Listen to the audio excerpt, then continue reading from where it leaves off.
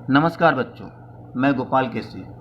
आज मैं भाग 3 मानक हिंदी वर्तनी के बारे में चर्चा करने जा रहा हूँ। जैसा कि मैं आप लोगों को भाग 1 और भाग 2 में बता चुका हूँ, ठीक उसी तरह भाग तीसरा में मैं यहाँ से स्टार्ट करने जा रहा हूँ, यहाँ से शुरू करने जा रहा हूँ। तो पहला क्या, अनुस्वार, शिरोबिंदी, बिंदु, बिंदी तथा अनुनासिकता चिन्ह, चंद्र बिंदु। यहाँ पर बिंदी, चंद्र बिंदी के बारे में बताया जा रहा है। ध्यान से देखने की जरूरत है क्योंकि ये हम लोग बहुत बार मिस्टेक करते हैं। देखिए, यदि पंचमाक्षर मतलब फिफ्थ लेटर, जैसे क, ख, ग, घ, अंग, अंग जो हुआ ये पांचवा वर्ण हुआ। ठीक, उस च, छ, ज, झ, इय, ये पांचवा वर्ण हुआ। ठीक है, यदि पंचमाक्षर के बाद किसी अन्य वर्ग का कोई वर्ण आए तो पंचमाक्षर अनुस्वार के रूप में परिवर्तित नहीं होगा। जैसे यहाँ पर वाण्डमय, अन्य, चिन्मय, उन्मुख आदि, वाममय, अय, चिन्मय, उन्मुक्त आदि। देखिए यहाँ पर एक चीज ध्यान देने की बात है, यहाँ पर जब पंचम वर्ड है अंग वाला, न, फिर न, लेकिन ठीक इसके बाद जो है वो पंचम वर्ण उसका नहीं है। जैसे अंग के बाद म हुआ, मतलब अलग वर्ण का है। जैसे क, ख, ग, घ, अंगा, तो ये अंगा। अच्छा, प, फ, ब, भ, म, ये म वाला हो गया। तो इसका मतलब ये हुआ कि ये अलग है और ये अलग है। जब ये दोनों अलग रहेंगे तो यहाँ पर हलंत होगा, वहाँ पर ऊपर बिंदी नहीं होगा, बिंदी वहाँ पर नहीं होगा। बिंदी के लिए मैं बाद में बताऊंगा, लेकिन हलंत वहीं पर होगा जो एक पंचम वर्ण के बाद कोई दूसरे वर्ग का कोई अन्य वर्ण हो। जैसे अंगा, यहाँ पर म, फिर उसी तरह न, त, थ, द, ध, न, य अलग वर्ण, ये अलग वर्ग, ये अलग वर्ग। ठीक उसी तरह चिन्मय, ठीक उसी तरह उन्मुख। ठीक है, उसके बाद हम लोग आ रहे हैं पंचम वर्ण यदि द्वित्व रूप में मतलब दोबारा आए तो पंचम वर्ण अनुस्वार में परिवर्तित नहीं होगा। जैसे अन्न, जैसे यहाँ पर देखिए पंचम वर्ण, जैसे मैंने बताया कि पंचम वर्ण के बाद कोई दूसरे वर्ग का कोई भी वर्ण हो, पहला, दूसरा, तीसरा, चौथा, पांचवा जो भी हो, तो वहां पर हलंत होगा। लेकिन यहाँ पर आधा न आधा म कब होगा, जब सिमिलर लेटर्स रहेगा। जैसे अ, लेकिन दो न है तो मतलब एक जो है आधा होगा, हलंत नहीं होगा। यहाँ पर म हलंत नहीं होगा, यहाँ पर म हलंत नहीं होगा। हलंत देने की बात भी नहीं है क्योंकि यहाँ पर ऑलरेडी मैंने बताया था कि खड़ी पाई वाले वर्ण। ठीक है, तो यहाँ पर अन्न, सम्मेलन, सम्मति, रूप, ग्राह्य नहीं होगा, मतलब ये सारे जो है नहीं आएंगे। ठीक है, क्लियर। उसके बाद हम लोग आ जाएंगे विसर्ग में। विसर्ग में क्या बताया जा रहा है, ध्यान से देखने की बात है। संस्कृत के जिन शब्दों में विसर्ग का प्रयोग होता है वे यदि तत्सम रूप में है, मतलब संस्कृत से लिए हुए वर्ण यदि विसर्ग वाले, विसर्ग का मतलब ये दो बिंदी जैसा है ना, उसी तरह का बिंदी रहता है। ठीक है, तो उस विसर्ग का प्रयोग अवश्य किया जाए, अर्थात जो संस्कृत से जो वर्ण हम लोग लिए हैं उसका एकदम सीधा सीधा हम लोग यदि यूज करें तो हम लोग बिंदी दे सकते हैं। लेकिन यदि उस तत्सम को हम लोग तद्भव में बदल देंगे, अर्थात संस्कृत के शब्दों को हिंदी में रूपांतरित कर देंगे, तो ये बिंदी नहीं लगेगा। दुखानुभूति, ये भी सही है में, यदि उस शब्द के तद्भव रूप में विसर्ग का लोप हो चुका हो तो उस रूप में विसर्ग के बिना भी काम चल जाएगा। जैसे दुख सुख के साथ ही, यहाँ पर दुख सुख, लेकिन यहाँ पर देखिए दुखानुभूति, ये संस्कृत के शब्द हैं, तो ज्यों के त्यों वो शब्द को हिंदी में लिखा गया, इसीलिए बिंदी जो है चलेगा। लेकिन यहाँ पर हम लोगों ने ये बिंदी को चेंज करके तद्भव में बदल दिया है, बहुत पहले से बदला गया है, इसीलिए हम लोग इसे भी ऐड कर सकते हैं। ठीक है, आगे बढ़ें। दुस्साहस, दुस्साहस, निशब्द निशब्द के उभय रूप मान्य होंगे, अर्थात आइदर आप ये वाला लिखे या फिर ये वाला, इसमें द्वित्व वाले शब्द को प्राथमिकता दी जाए। इसका मतलब ये हुआ कि देखिए नियम के अनुसार ये वो और ये दोनों मान्य होंगे, आप दोनों में से कोई भी लिख देंगे, कोई काटेगा नहीं। लेकिन यहाँ पर बताया जाए कि यदि वो सेकेंड वाला जो लिखा जाए वो ज़्यादा अच्छा होगा, क्योंकि ये तो संस्कृत के शब्द है ना, तत्सम, तो संस्कृत से तद्भव में जब रूपांतरित हो गए तो हम लोग तद्भव जब तद्भव शब्द है तो हम लोग क्यों संस्कृत के शब्दों को इस्तेमाल करें। लेकिन ये भी लिखने से कोई गलत नहीं है, तो ये भी हम लोग लिख सकते हैं और ये भी लिख सकते हैं। उसके बाद निस्तेज, निर्वचन, निश्चल आदि शब्दों में विसर्ग वाले रूप नि तेज, नि वचन, नि चल न लिखा क्या है? इसका मतलब आधा स, और ये जो जितने शब्द दिए गए, निस्तेज, निर्वचन, निश्चल, ये जो शब्द है वो जो है विसर्ग रहित है, अर्थात यह तद्भव है और इसे हम लोग ऐड कर सकते हैं और इसी के अनुसार हम लोग इससे वाक्य भी बता सकते हैं। उसके बाद हम लोग आते हैं अंतःकरण, अंतःपुर, प्रातःकाल आदि शब्द विसर्ग के साथ ही लिखे जाए, अर्थात ये जो इतने जो शब्द दिए गए हैं ये संस्कृत के तत्सम शब्द हैं। तो अर्थात तत्सम शब्द, संस्कृत के तत्सम शब्द ज्यों के त्यों लिखे जा सकते हैं जैसा कि मैंने बताया था, लेकिन अभी तक इसका तद्भव रूप नहीं हुआ है तो हम लोग इसे लिख सकते हैं, या फिर रूप हुआ भी है तो हम लोग तत्सम शब्द को इस्तेमाल कर सकते हैं। ठीक है। उसके बाद देखिए यहाँ पर ध्यान देने की बात है, हल, हलंत नहीं हल, चिन्ह, हल चिन्ह कहा जाए न कि हलंत। अब देखिए यहाँ पर हल बोला जाए या हलंत बोला जाए, व्यंजन के नीचे लगा हल चिन्ह उस व्यंजन के स्वर रहित होने की सूचना देता है, यानी वह व्यंजन विशुद्ध रूप से व्यंजन है। इस तरह से जगत हलंत शब्द कहा जाएगा क्योंकि यह शब्द व्यंजनांत है, स्वरांत नहीं।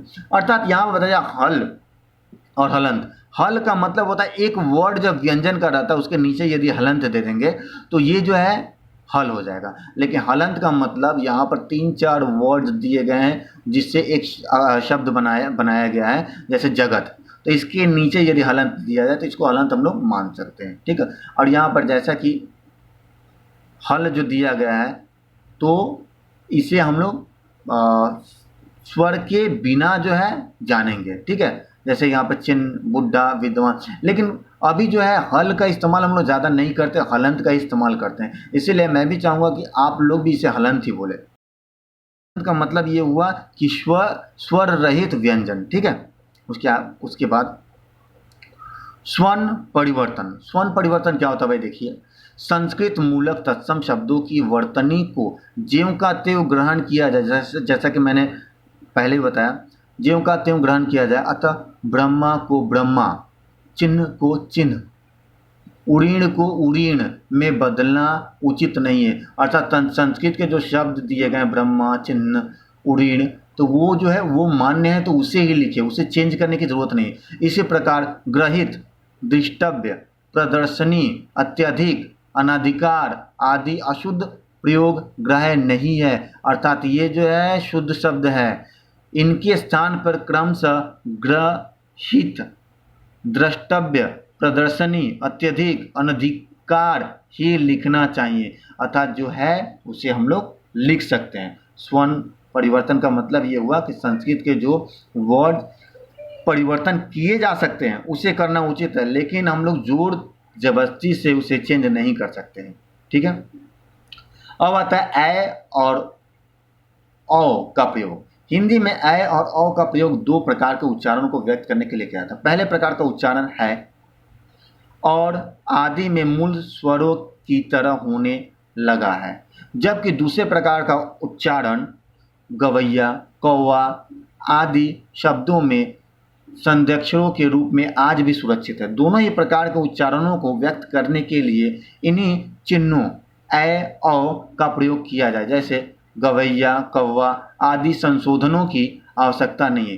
अन्य उदाहरण भैया, सैयद, तैयार, हवा, मतलब ये जो वर्ड जो दिए जा रहे हैं, मतलब जो शब्द बना कर दिए जा रहे हैं, इसका इस्तेमाल करें। इसको आप लोग और ज़्यादा मॉडिफाई करने की ज़रूरत नहीं है, बहुत ज़्यादा चेंज करने की ज़रूरत नहीं है।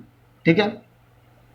ठीक उसी तरह दक्षिण के अय्यर, नैयर, राम या आदि व्यक्ति नामों को हिंदी उच्चारण के अनुसार एयर, नैयर, रामैया आदि न लिखा जाए, अर्थात ये जो है व्यक्तिवाचक जो संज्ञा है तो व्यक्तिवाचक संज्ञा जैसे है वैसे ही लिखे, उसको आप चेंज न करें, क्योंकि मूल भाषा में इसका उच्चारण भिन्न हो जाएगा। अर्थात वे लोग कुछ और समझ रहे हैं, आप कुछ और समझकर उसका अर्थ का अनर्थ कर दीजिएगा। ठीक उसी तरह संस्कृत के तत्सम शब्द शैया को शैया न लिखा जाए, ये वाला जो है अप्रूव्ड है, ये वाला राइट है तो इसी को लिखे, इसको न लिखे, आप इसे बदलने की कोशिश न करें। ठीक है। उसके बाद हम लोग आते हैं पूर्वकालिक कृदंत, पूर्वकालिक कृदंत प्रत्यय कर। देखिए यहाँ पर पूर्वकालिक कृदंत, कृदंत प्रत्यय कर, पूर्वकालिक कृदंत प्रत्यय कर क्रिया में से मिलाकर लिखा जाए। जैसे मिलाकर, खा पी कर, रो कर। ये कर जो शब्द है वो हमेशा जो है क्रिया के साथ युक्त रह सकता है। जैसे कर प्लस कर से कर के, और करा प्लस कर से करा के बनेगा। मतलब ये कर जब भी वर्ड रहेगा, शब्द रहेगा, तो वो दूसरे शब्दों से ऐड हो जाएगा, जुड़ जाएगा। ठीक है। ठीक उसी तरह वाला है, क्रिया रूपों में करने वाला, आने वाला, बोलने वाला आदि को अलग लिखा जाए। अर्थात यहाँ पर वाला जो है, वाला यदि क्रिया के बाद ऐड किया जाए, मतलब क्रिया शब्दों के साथ यदि ऐड किया जाए तो उसको स्पेस देकर लिखा है। जैसे मैं घर जाने वाला हूँ, जाने वाले लोग, जाने और वाले, अर्थात उसको हम लोग बीच में स्पेस दे दिए, जगह दे दिया और उसे अलग कर दिए। लेकिन यहाँ पर ध्यान देने की बात है, योजक प्रत्यय के रूप में घर वाला, टोपी वाला, टोपी बेचने वाला, दिल वाला, दूध वाला आदि एक शब्द के समान ही लिखे जाए। अर्थात यहाँ पर जैसे कि मैंने बताया, व्यक्तिवाचक जो संज्ञा रहता है या फिर कोई भी संज्ञा शब्द के ठीक बाद यदि वाला जुड़े तो उसे हम लोग एक साथ ऐड करके लिख सकते हैं, उसे हम लोग अलग नहीं कर सकते। लेकिन क्रिया शब्दों के साथ यदि रहे तो उसे हम लोग अलग लिखेंगे। ठीक है। अच्छा, श्रुति मूलक य और व। यहाँ श्रुति मूलक य व का प्रयोग विकल्प से होता है, वहाँ न किया जाए। अर्थात देखिए, ये ध्यान देने की बात है कि ये सही है, ये वाला हम लोग बहुत पहले यूज़ करते थे, इस्तेमाल करते थे, अब उसका इस्तेमाल हम लोग नहीं करते। ठीक उसी तरह ये नई जो है, ये पुरानी पद्धति है लिखने की, अब नवीन पद्धति ये है नई, तो ये राइट है। हुआ ये राइट है और ये रॉन्ग है, ये पुरानी परंपरा है। आदि में से पहले स्वरात्मक रूपों का प्रयोग किया जाए, मतलब पहले जो दिया गया उसी का इस्तेमाल किया जाए। ठीक है। लेकिन यहाँ पर बताया कि नई का इस्तेमाल अभी जो है, अब इसका नहीं हो रहा है, यही हो रहा है। ठीक है। तो ये वाला राइट है, ये वाला राइट है और ये वाला राइट है। ठीक है। ठीक उसी तरह यहाँ यह श्रुति मूलक व्याकरणिक परिवर्तन न होकर शब्द का ही मूल तत्व हो, वहाँ वैकल्पिक श्रुति मूलक स्वरात्मक परिवर्तन करने की आवश्यकता नहीं है। जैसे यदि स्थायी, जैसा कि मैंने यहाँ पर बोला था नई, तो ये वाला यदि यहाँ पर रहेगा, ऐड किया रहेगा स्थायी, अव्ययी भाव, दायित्व आदि, अर्थात यहाँ स्थायी अव्ययी भाव दायित्व नहीं होगा, मतलब यहाँ पर बड़ी की मात्रा ही के साथ युक्त होगा। ठीक है। उसके बाद हम लोग देखते हैं उर्दू के शब्द। उर्दू से आए अरबी फारसी मूलक वे शब्द जो हिंदी के अंग बन चुके हैं, अर्थात उर्दू और फारसी के जो शब्द जो है हिंदी में ऐड हो गए हैं, उसे हम लोग अलग नहीं कर सकते हैं। जिनकी विदेशी ध्वनियों का हिंदी ध्वनियों में रूपांतरण हो चुका है, हिंदी रूप में ही स्वीकार किए जा सकते हैं। जैसे कलम, किला, दाग आदि। कलम, किला, दाग नहीं होगा।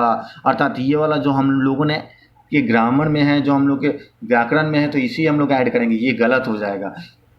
पर जहाँ उनका शुद्ध विदेशी रूप में प्रयोग अविष्ट हो अथवा उच्चारणगत भेद बताना आवश्यक हो, वहाँ उनके हिंदी में प्रचलित शब्दों में यथास्थान नुक्ते लगाए, जैसे खाना, खाना, राज, राज, राज, फन, फन। इसका मतलब ये हुआ कि जहाँ पर इस्तेमाल किया जाना चाहिए, जहाँ पर उर्दू फारसी के वर्ड्स हैं, शब्द हैं, वो ही लिखे जाए। हिंदी में जो रूपांतरित हो चुके हैं उसे हम लोग ऐड ना करें। ठीक उसी तरह दुविधा रूप वर्तनी। दुविधा मतलब कंट्रोवर्शियल। हिंदी में कुछ प्रचलित शब्द ऐसे हैं जिनकी वर्तनी के दो दो रूप बराबर चल रहे हैं। ध्यान देने की बात है, दो दो रूप एक साथ चल रहे हैं।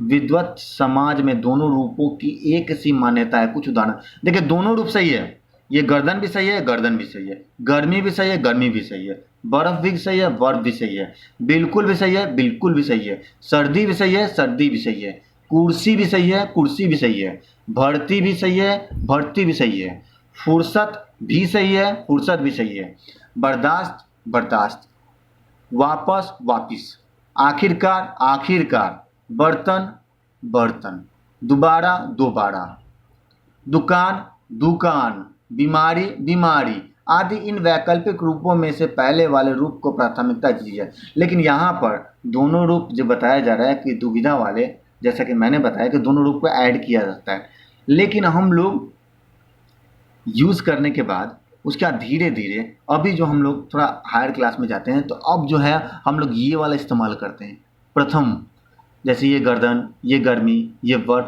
ये राइट है। लेकिन यहाँ पर जो दिया गया है कि इन वैकल्पिक रूपों में से पहले वाले रूप को प्राथमिकता दी जाए, मतलब प्राथमिकता इसे दी जाए प्रथम वाले को, लेकिन दूसरा वाला भी गलत नहीं है, ये भी सही है। इसकी प्राथमिकता ज़्यादा दी जाती है, इसकी थोड़ी सी कम है, इसका मतलब ये गलत है, ये गलत बात है, मतलब सब सही है, ठीक है। ठीक उसी तरह शिरोरेखा का प्रयोग प्रचलित रहेगा। शिरोरेखा का मतलब ये हुआ कि ऊपर वाला चलेगा, जो है यहाँ पर अंडरलाइन दिया जाएगा। ठीक उसी तरह फुल स्टॉप, पूर्ण विराम, इंग्लिश में फुल स्टॉप, हिंदी में पूर्ण विराम को छोड़कर शेष विरामाधिक चिन्ह वहीं ग्रहण कर लिए गए हैं जो अंग्रेजी में प्रचलित है। यथा हाइफन को हम लोग हिंदी में क्या बोलते हैं, योजक चिन्ह, डैश निर्देशक चिन्ह, कोलम एंड डैश विवरण चिन्ह, कॉमा अल्प विराम, सेमीकॉलन अर्धविराम, कॉलम उपविराम, क्वेश्चन मार्क क्वेश्चन मार्क प्रश्न चिन्ह, साइन ऑफ इंट्रोगेशन विस्मयादि सूचक चिन्ह, अपोस्ट्रोफिस, उद्धृत अल्प विराम, डबल इन्वर्टेड कॉमा, उद्धरण चिन्ह, सिंगल इन्वर्टेड कॉमा, शब्द चिन्ह। तो ये समझ में आया। ठीक उसी तरह 20 नंबर क्या आ रहा है, पूर्ण विराम के लिए खड़ी पाई का ही प्रयोग किया जाए, वाक्य के अंत में बिंदु ब्रैकेट में अंग्रेजी फुल स्टॉप का नहीं। अर्थात जब हम लोग हिंदी का इस्तेमाल करते हैं, हिंदी में जब कुछ लिखते हैं तो पूर्ण विराम का इस्तेमाल करें, फुल स्टॉप का नहीं, अर्थात बिंदी का इस्तेमाल नहीं करें। लेकिन अभी देखिएगा आप लोग कि बहुत सारे मैगजीन ऐसे निकलते हैं, हिंदी के बहुत सारे मैगजीन जैसे इंडिया टुडे, या फिर बहुत सारे ऐसे मैगजीन, उसमें पूर्ण विराम की जगह फुल स्टॉप देने की प्रथा चलने लगी है। लेकिन आप लोग वहाँ पर नहीं जाइए, वो सब मत देखिए, आपको पूर्ण विराम देना है तो पूर्ण विराम दीजिए। आशा करता हूँ कि मानक हिंदी वर्तनी आप लोगों को समझ में आ गई होगी और आप लोग घर पे भी इसे प्रैक्टिस करेंगे। ठीक है, धन्यवाद।